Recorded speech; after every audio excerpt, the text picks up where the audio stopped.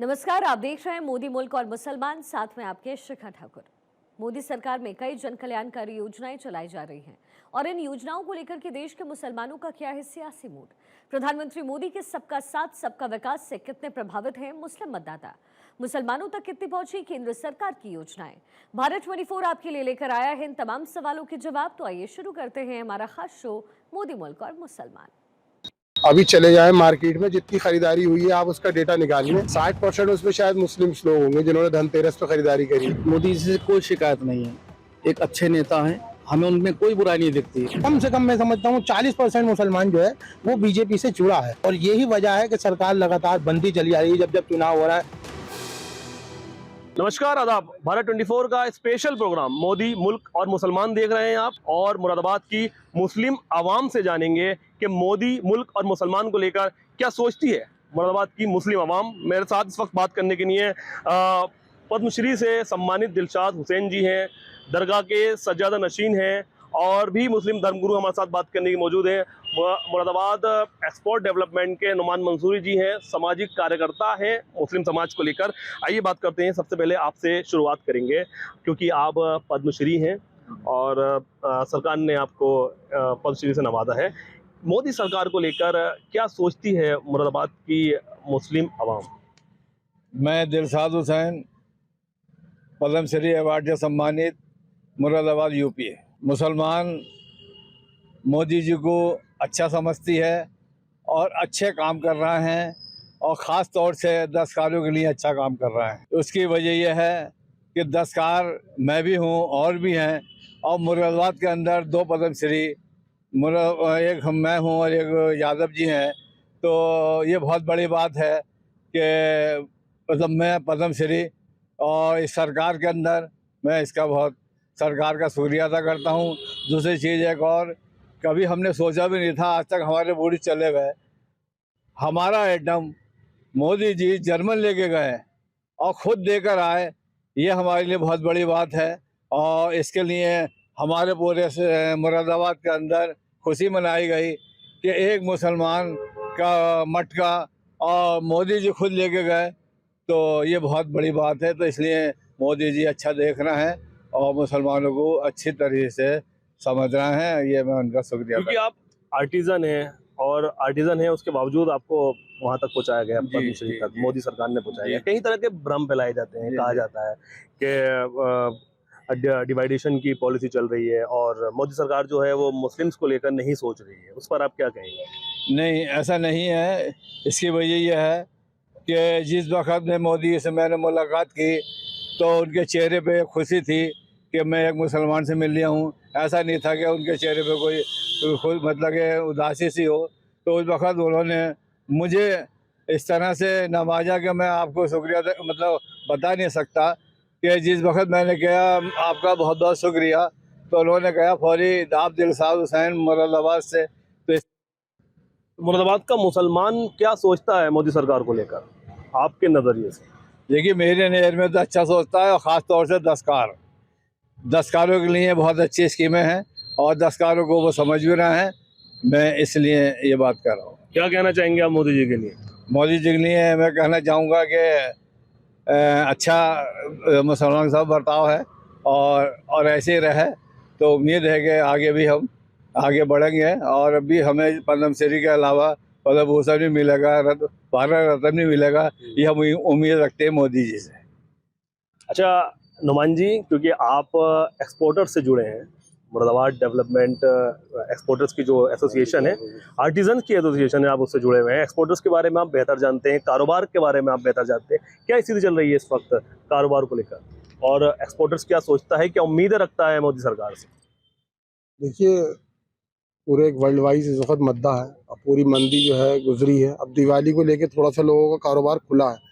पिछले 1 महीने में लोगों की चमक आई है, लोगों के पास जो स्टॉक था वो ख़त्म हुआ है, वरना ये मंदी जो है पूरे देश में क्या पूरे विश्व में चल रही है इस टाइम। मोदी सरकार योजनाएं भी लेकर आई एक्सपोर्टर्स के लिए, कारोबार के लिए। कारोबार को लेकर क्या स्थिति है इस वक्त, और मोदी सरकार ने क्या इसके लिए बढ़ोतरी के लिए क्या काम किया है?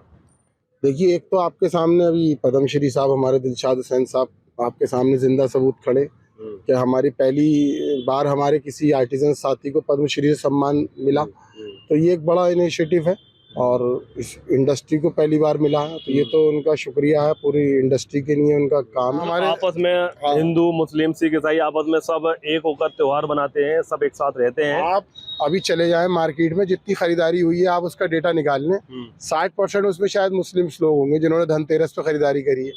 आप देखें रास्ते में जितने शोरूम्स थे स्कूटरों के, उसमें मुस्लिम महिलाओं की लाइन लगी हुई थी। तो ऐसा कहीं प्रतीत नहीं होता कि इस देश में कहीं कुछ अलग है। सब लोग मिलजुल कर अपने त्योहारों को सेलिब्रेट कर रहे हैं। चंद नेताओं की वजह से देश को जो है वो कहीं ना कहीं इस माहौल को बिगाड़ने की कोशिश की जाती है। बिल्कुल सही बात है। अच्छा, मेरे साथ इसी जो इन्होंने अभी बात कही है उस पर बात करेंगे, क्योंकि आप मुस्लिम धर्मगुरु हैं और दरगाह के सज्जद नशीन हैं। नईम चिश्ती आपका नाम है। चिश्ती साहब, क्या इस बात से आप इत्तेफाक रखते हैं अभी नुमान मंसूरी साहब ने जो बात कही है? अब देखिए, हम लोग दरबारों से वाबस्ता हैं। हमारे यहाँ हिंदू मुस्लिम सिख ईसाई सभी धर्मों के लोग आते हैं और हम सबको एक नज़र से देखते हैं, दूसरी नज़र से हम लोग कभी नहीं देखते, क्योंकि हमें ये सिखाया गया हमारे बुज़ुर्गों से। और दरबारों में आने वाले लोगों के लिए देखना भी एक नज़र से चाहिए। हमारा सिर्फ कहना इतना है कि हमें मोदी जी से कोई शिकायत नहीं है। एक अच्छे नेता हैं, हमें उनमें कोई बुराई नहीं दिखती। देखिए, मैंने कहा ना कि हम दरगाहों के लोग हैं, हम तो दरगाह की बात करेंगे पहले। तो उसमें ऐसा नहीं है कि मोदी जी से मुसलमान जुड़ा हुआ नहीं है, मुसलमान जुड़ा हुआ है। और देखिए, सबसे बड़ी मिसाल हमारे बराबर में खड़ी है। दिलशाद साहब को देखिए, इनको अवार्ड से नवाजा गया है। तो उसमें भाई के खड़े हैं कि ये भी बीजेपी से हैं, आरएसएस से हैं, मुसलमान जुड़ा हुआ है। हमारी ज़ाती उनसे ना तो कोई तकलीफ़ है और ना ही उनसे हमें कोई तकलीफ पहुंची है, ना कोई पहुंचेगी। मुस्लिम्स को लेकर कई तरह की योजनाएं भी आई। शिक्षा को लेकर कैसा काम किया गया, सुरक्षा को लेकर कैसा काम किया गया, हेल्थ को लेकर क्या काम किया गया? नहीं, खैर ये काम तो खैर अच्छे हो रहे हैं। सुरक्षा भी है और क्राइम भी कम है, ऐसी बात नहीं है।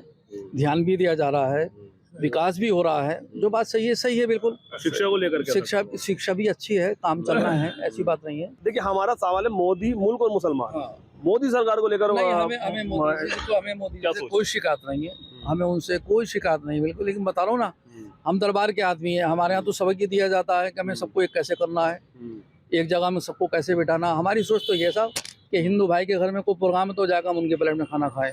हमारे यहाँ कोई प्रोग्राम हो तो हमारा हिंदू भाई हमारा आके प्लेट में खाना खाए। हमारी सोच तो ये है और हमेशा कायम रहे। ये बहुत अच्छा खूबसूरत मुल्क है हमारा, रहने वाले सब बहुत खूबसूरत हैं, बहुत अच्छी सोच के हैं। जहाँ तक आपका सवाल है कि मोदी जी का ताल्लुक है, तो मोदी जी अच्छे इंसान है, इसमें कोई दो राय वाली बात नहीं है। और मगर जहाँ तक जैसे कि हमारे सरपरस्त आली जनाब नईम चिश्ती साहब ने कहा कि हम दरगाहों से जुड़े हुए लोग हैं और दरगाहों पर जब लंगर होता है, दरगाहों पर जब चादरें पेश होती हैं, दरगाहों पर जब मन्नतें मांगी जाती हैं, तो वहाँ पर ये नहीं देखा जाता कि कौन हिंदू है कौन मुसलमान है, और सबकी मुरादें पूरी होती हैं। बहुत खुशी हुई थी जब मोदी जी ने ख्वाजा गरीब नवाज सरकार में चादर पेश की थी, और यही है कि मुसलमान इससे जुड़ना चाहता है। मैं समझता हूँ आज कम से कम मैं समझता हूँ 40% मुसलमान जो है वो बीजेपी से जुड़ा है, और यही वजह है कि सरकार लगातार बनती चली आ रही है। जब जब चुनाव हो रहा है बढ़ चढ़ के जो है बीजेपी आ रही है। देखिए, मुरादाबाद में मोदी मुसलमान और सरकार जी, मोदी सरकार ने जो स्कीमें दी हैं, देखिए पहली बार मुरादाबाद में अगर आप पूरे मुरादाबाद मंडल का करेंगे तो 32 मुसलमान लड़के पीसीएस, आईपीएस, आईएएस में आए हैं। ये 2014 से 2024 तक का आंकड़ा है। तो मुसलमान को कहीं ना कहीं अब और नीचे आइए, अगर आप सर्वे करेंगे तो मेडिकल में और जो भर्ती हुई है पुलिस में पिछले 10 साल में, उसमें मुसलमान काफ़ी लड़के आए हैं। और आप पता करेंगे गलशहीद के 2 सगे भाई ऐसे मतलब एसआई में हैं, और बहुत लोग हैं, क्योंकि हमें तो आंकड़े रखने पड़ते हैं ना, क्योंकि हमें आप जैसे लोगों से के सवाल भी देने हैं कि मुसलमान हो। तीसरी सबसे बड़ी बात है, 2014 से मुरादाबाद में 3 बड़ी स्कीम आई। एक ट्रेन चली है, लोग बात कहते हैं खतों से ट्रेन चलती, खतों से ट्रेनें नहीं चलती हैं। एक ट्रेन चली, एक यूनिवर्सिटी आई जिसमें सभी बच्चे पढ़ेंगे, शिक्षा पे भी काम हुआ। एक एयरपोर्ट खुला, जो हमारे अभी भाई ने कहा कि एक्सपोर्ट पे बढ़ावा पाएगा। ये तो 3 बड़ी स्कीमें थी जो सिर्फ मुरादाबाद के बारे में मैं आपको बता रहा हूँ। और इसके नीचे आएंगे तो मुरादाबाद एक स्मार्ट सिटी बना है।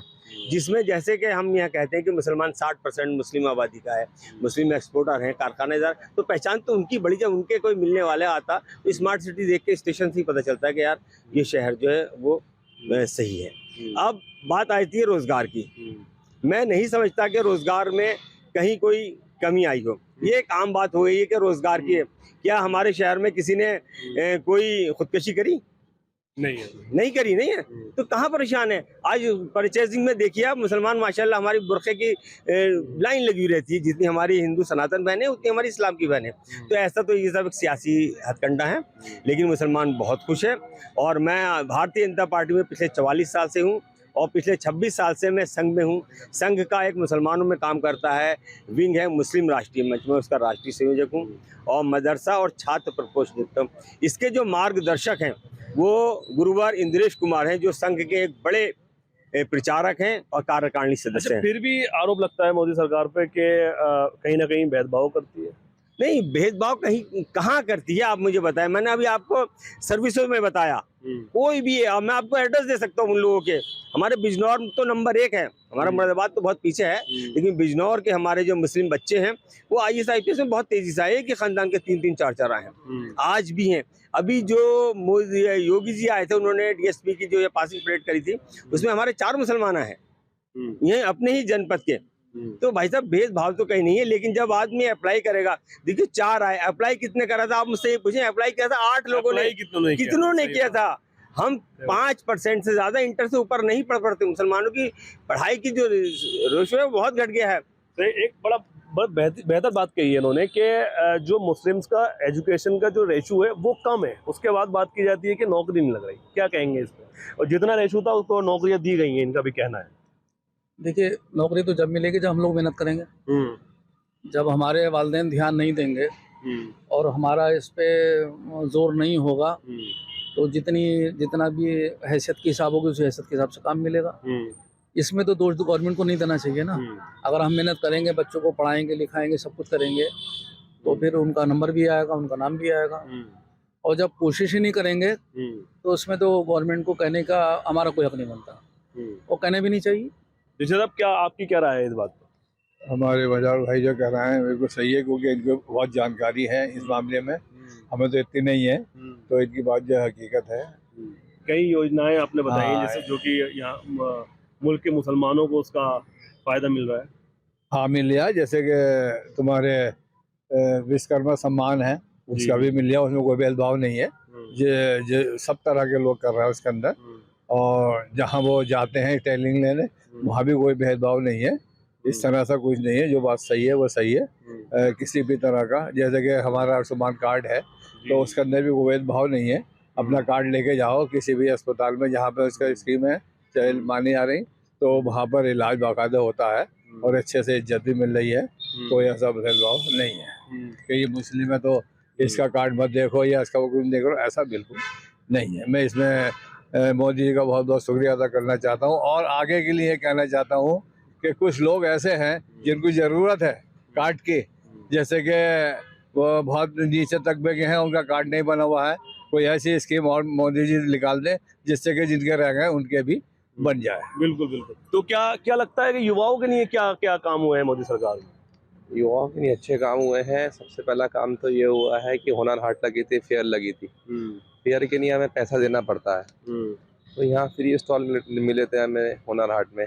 मुंबई, बेंगलोर, दिल्ली सब जगह हुनर हाट लगे थे और अच्छा मतलब रेस्पॉन्स मिला था। वहाँ पे मोदी जी ने खुद उद्घाटन करा था, राजनाथ जी ने खुद उद्घाटन करा था और यहाँ से पैसे भी दिए थे वापसी उन्होंने कि स्टॉल के आपको 15,000 20,000 वापसी मिलेंगे।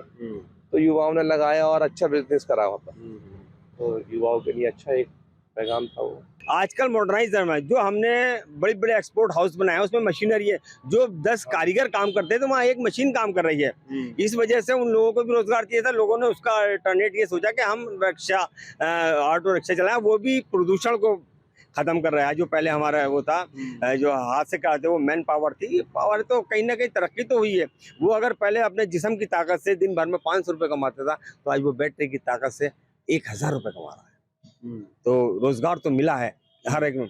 तीसरी सबसे बड़ी बात थी, अब आपने मुरादाबाद के मुसलमानों की बात करी तो मुसलमानों को 2014 से अब तक 7 नेशनल लेवल के अवार्ड मिले, जिसमें एक अवार्ड तो हमारे दिलशाद भाई को पद्मश्री सबसे बड़ा अवार्ड मिला है। इसके बाद एक राष्ट्रपति अवार्ड होता है जो हमारे इलियास खां जो है अब डेवलपमेंट हैंडीक्राफ्ट में असिस्टेंट वो थे, उनको मिला है, रिटायर हो गए वो भी इसी सरकार में मिला। तो और शिक्षा के क्षेत्र में तो कई हमारी बहनों को जो है शिक्षक अवार्ड जो होता है तो प्रदेश का है, राष्ट्र को वो मिला है। सालों से पड़ा हुआ जो एयरपोर्ट स्टार्ट नहीं हुआ था वो भी तो हुआ। नहीं, मैंने अभी आपको बताया कि 3 चीज़ें हुई, एक ट्रेन चली, एयरपोर्ट आया और हमारी एक यूनिवर्सिटी बनी। यूनिवर्सिटी में सभी लोग, सस्ती यूनिवर्सिटी है, नेशनल यूनिवर्सिटी है, तो वो सभी के लिए है। हमारी जो सोच है वो समाज और देश के लिए है।